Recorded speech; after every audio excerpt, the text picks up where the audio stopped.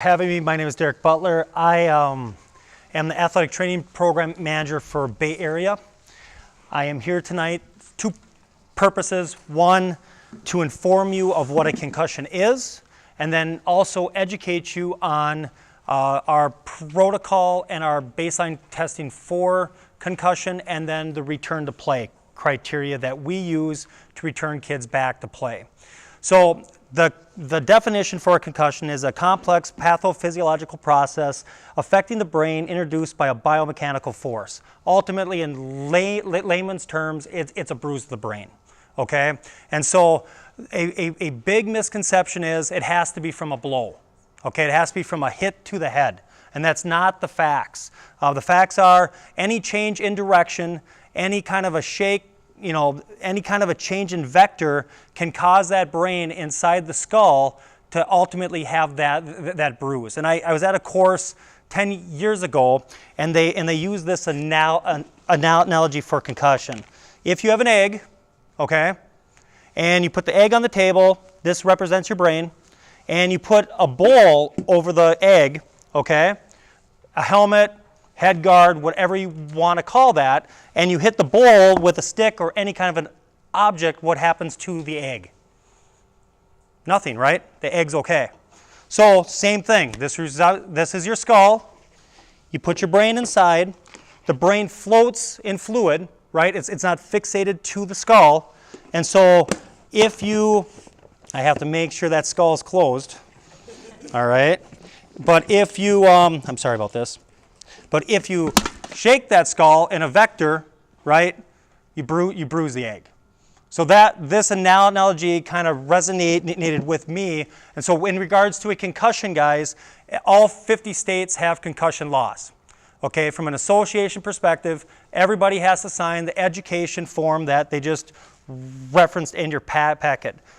In regards to a coach, it's your responsibility if a student shows any sign or symptom of concussion, headache, dizziness, nausea, blurred vision, lack consciousness change, any of those things, they're out. That's a state law. Okay, that's not an association rule, that's not a state high school rule, that is a state law. Okay? So from there, that's when we come in. So I have a staff of athletic trainers, there's 4 of us. We have our hotline number in your packets, okay? So any student that's 13 years old or older is eligible for a free baseline test. And our methodology is simple. You call our number or have the parent call the number. They sit with one of my staff. The baseline test takes about 15 minutes, and it's a 3-stage test. The first one's a cognitive test. It's called the SAC. Standardized Assessment of Concussion. Pen and paper test takes about 5 to 10 minutes. The second stage is a balance test. It's called a BEST test, Balance Error Scoring System. We get a baseline score from that. And then the third thing is it's called a VOMS test, a Visual Ocular Motor Test.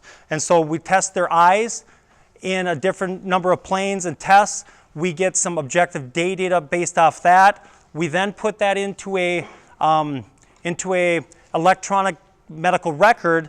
Those test scores are good for 2 years, all right, for 2 years. So 13 years old or older, they're eligible for a free baseline test with us. The baseline test is good for 2 years, and then we will have that in their file within that sportswear program. So let's say your student athlete is injured. You call us, the parent follows up with the athletic trainer. What are the stages for return to play?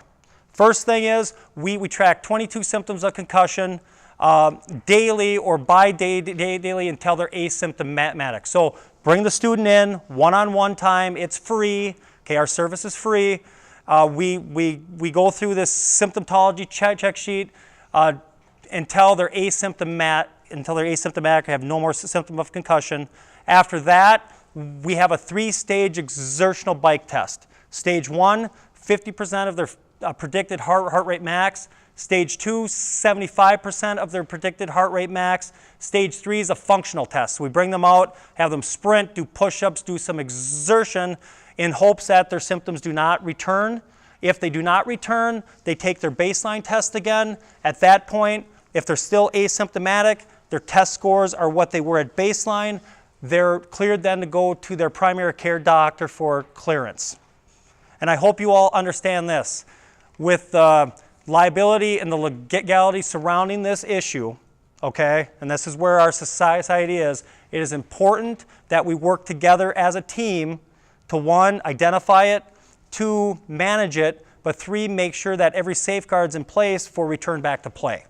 All right? I'm a very proactive guy. I like kids to play, but at the same time, we all know we want our kids safe, okay? So our staff's number's in the packet of information, or it's actually on the website.